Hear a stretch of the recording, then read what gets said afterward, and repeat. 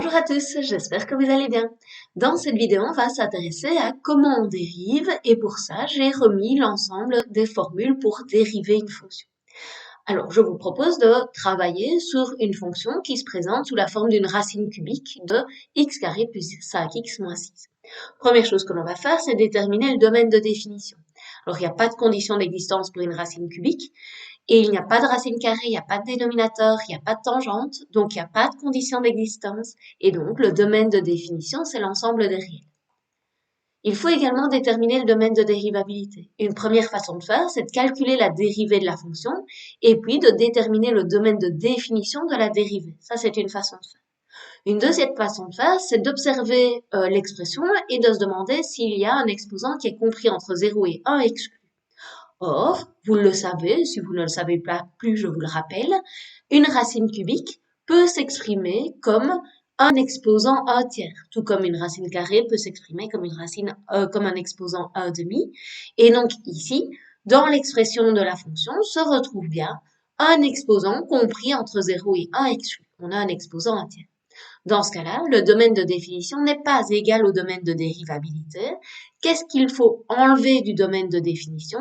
Il faut enlever ce qui annule le x carré plus 5x moins 6. Autrement dit, ce qui annule ce qu'il y avait dans la racine cubique.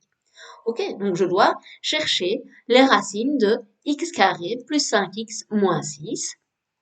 On va calculer ρ, donc c'est b carré moins 4ac, donc 25 plus 24, on a un ρ qui vaut 49, et donc les racines sont données par moins 5 plus ou moins 7 sur 2, et donc on obtient comme racine 1 et moins 6. Et donc, le domaine de dérivabilité de la fonction f, ça va être tous les réels, sauf 1 et sauf moins 6. Alors, pourquoi est-ce qu'on enlève ces valeurs-là? Parce qu'en fait, lorsqu'on va dériver, on va faire moins 1 dans l'exposant, donc 1 tiers moins 1, ça va devenir négatif. Or, un exposant négatif va se retrouver au dénominateur, et donc en fait, il faut que le dénominateur soit différent de 0, et c'est pour ça qu'il faut qu'on enlève ce qui annule ce qu'il y a sous la racine cubique. Je réexpliquerai cela à la fin lorsqu'on aura la dérivée. Ok, il faut maintenant qu'on dérive la fonction f. Alors, je vais voir dans le formulaire et je me rends compte que dans le formulaire, je ne vois nulle part de racine cubique. Par contre, ce que je vois, ce sont des exposants. Ah, mais ici, j'ai pas x exposant 1 tiers. J'ai une expression qui contient du x exposant 1 tiers. Et donc, je ne vais pas utiliser la formule de gauche, je vais utiliser la formule de droite, où f va être joué par x carré plus 5x moins 6. D'accord? Donc, si je mets en couleur dans le formulaire le f qui est là-bas, le f qui est là-bas va être joué par x carré plus 5x moins 6. Ok, maintenant on va appliquer la formule. Donc la formule me dit, je dois prendre le n et le mettre en facteur devant. Donc n il vaut 1 tiers, donc j'ai 1 tiers. Fois f exposant n moins 1. Ah oui, mais f on a dit que c'était x carré plus 5x moins 6. Exposant n moins 1, donc je dois faire 1 tiers moins 1.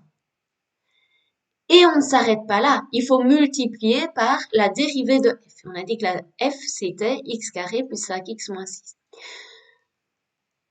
Ok, on n'a pas fini de dériver. Pourquoi? Parce que je vois encore ici que j'ai la dérivée de x carré plus 5x moins 6.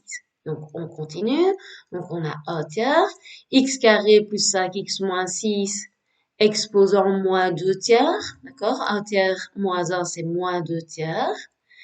Et puis, fois la dérivée de x carré plus 5x moins 6. Alors, x carré plus 5x moins 6, c'est une somme et une différence. Donc, je sais que je dois dériver chacun des morceaux. La dérivée de x carré, je prends l'exposant, je le mets devant et je fais moins 1 dans l'exposant. J'ai donc 2x.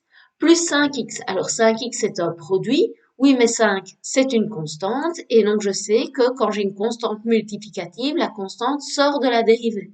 Donc, je vais avoir 5 fois la dérivée de x. Oui, mais la dérivée de x, c'est 1. C'est quelque chose qu'on a déjà fait dans une vidéo précédente.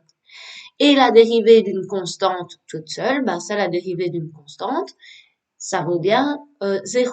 Et donc, j'ai ici moins 0. Je pourrais évidemment ne pas l'écrire. On a fini de dériver. Donc là, maintenant, il faut faire de l'algèbre. Alors, je me rends compte que j'ai un exposant négatif. Alors, un exposant négatif, ça fait prendre l'inverse. Donc, je vais avoir 1 tiers fois 1 sur x carré plus 5x moins 6 exposant 2 tiers. Et puis, j'ai le 2x plus 5 qui est toujours là. Ah, on n'a pas fini parce qu'on ne laisse pas d'exposant négatif dans une réponse finale, mais on ne laisse pas non plus d'exposant fractionnaire.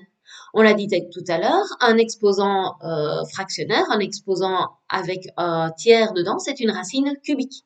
Et donc ici, on va obtenir, alors 2x plus 5, je le remets au numérateur, et on a au dénominateur le 3 qui était ici, et puis ceci va être écrit sous la forme d'une racine cubique. Donc je vais avoir la racine cubique de x carré plus 5x moins 6 au carré, parce que c'était pas exposant 1 tiers, c'était exposant 2 tiers. Donc l'exposant 2 qui était là-bas est resté et me donne ceci. Et voilà, on a fait notre dérivée, on a calculé la dérivée. Et donc, on pourrait maintenant faire le domaine de définition de cette fonction-là. Donc, on a un dénominateur. Il faut que le dénominateur soit différent de 0. Donc, il faut en fait, si on fait quelques opérations algébriques, que x carré plus 5x moins 6 soit différent de 0. Autrement dit, x doit être différent de 1 et de moins 6. Et donc, le domaine de dérivabilité, c'est bien tous les réels, sauf moins 6 et 1. Donc, ce qu'on a fait au début est bien cohérent. Donc, si vous préférez faire le domaine de définition de la dérivée, il n'y a évidemment aucun problème. Ça, c'est un premier exemple. Je vous propose de faire un deuxième exemple avec une fonction trigonométrique parce qu'on ne les a pas encore utilisées pour le moment. Je vous propose de travailler avec la fonction cosinus de 2x carré plus x plus 1. Alors, première chose, on fait le domaine de définition. Il n'y a pas de racine carrée, il n'y a pas de dénominateur, il n'y a pas de tangente, donc il n'y a pas de condition d'existence. Et donc, le domaine de définition, c'est l'ensemble des réels. Pour le domaine de dérivabilité, je regarde s'il y a un exposant, ou plusieurs, compris entre 0 et 1 exclu. Ici, ce n'est pas le cas. Et donc, vu que ce n'est pas le cas, le domaine de dérivabilité est égal au domaine de définition de la fonction f. Il faut maintenant que l'on dérive. Donc, je dois dériver la fonction f. J'ai le cosinus d'une expression. Alors, dans mon formulaire, je sais que cosinus, j'en ai. J'ai ici deux formules avec du cosinus. Alors, est-ce que j'ai juste cosinus x ou est-ce que j'ai le cosinus d'une expression? Ben ici, j'ai pas cos x, j'ai cosinus de 2x carré plus x plus 1. Donc 2x carré plus x plus 1, c'est ce qui joue le rôle de f de cette formule-là. Et donc c'est cette formule-ci que je vais devoir utiliser. Donc la formule me dit que c'est moins le sinus de f, et on a dit que f c'était 2x carré plus x plus 1. On ne s'arrête pas là, on doit multiplier par la dérivée de 2x carré plus x plus 1. Alors oui, mais la dérivée de 2x carré plus x plus 1, c'est une dérivée d'une somme. Or, la dérivée d'une somme, c'est la somme des dérivées. Donc, je peux dériver chacun des petits morceaux. Alors, 2x carré, si je dois le dériver, bah, le 2, c'est une constante qui multiplie, et donc, ça peut sortir de la dérivée. Donc, je dois faire 2 fois la dérivée de x carré.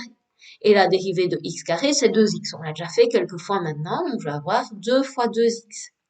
La dérivée de x, c'est 1, on l'a déjà fait quelques fois, et la dérivée d'une constante additive, c'est 0. Et donc, au final, la dérivée de la fonction f, c'est moins sinus de 2x carré plus x plus 1 fois 4x plus 1. Et on a fini de dériver cette fonction-là. Donc, bien faire la distinction entre les formules de la colonne de gauche et la colonne de droite, d'accord? Cette formule-là ne s'applique que lorsque j'ai cos x. Si j'ai cos 2x, si j'ai cos de x carré, si j'ai cos de 3x plus 2, c'est directement la colonne de droite que j'utilise, d'accord? Et on n'oublie pas dans cette colonne de droite de chaque fois multiplier par la dérivée de f. Ça, c'est vraiment une erreur qu'on rencontre régulièrement.